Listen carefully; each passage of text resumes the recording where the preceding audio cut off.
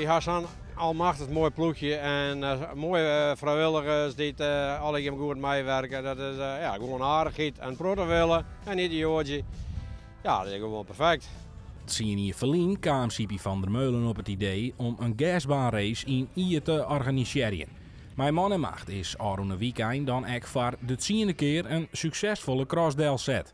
Maar na al die jaren het werken te hebben aan de cross, houdt Van der Meulen ermee op. Een spietig besluit, zo vindt hij zelfs.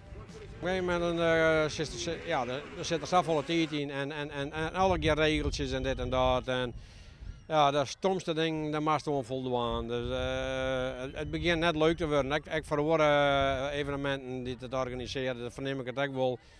Het wordt gewoon net leuk meer maken terug bovenaan. De komende tijd zal het bestuur zien naar nieuwe opties om de cross alsnog terug te zetten.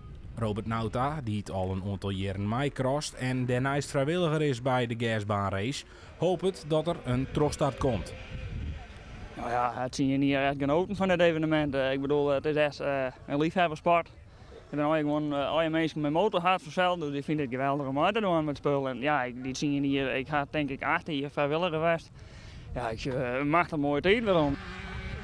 Van der Meulen zorgt waarom op het zien prachtige jaren. En als de crosstaak om hier toch plak vindt, blijft hij grif vrijwilliger. Want het evenement Hielendal loslitten, dat zal net gauw barren. Het jouw rekken, kijk, het is mooi voor het dorp, het is mooi voor de mensen hier in het dorp. Er komen mensen hier die hadden zo niks met cross, maar die vinden het toch mooi. Ja, dat zijn zo volle pluspunten. En je kunt zelf ook nog lekker even rijden, want het is je hobby. Ik bedoel, het jou een geweldige kijk om op zo'n machine te zitten en dan in te wijzen, met de machine, het balans zie je. Het is gewoon, ja, het jou gewoon geweldig. Kijk, dat kun je echt net uitdrukken, dat is het gevoel waar je erbij hebt.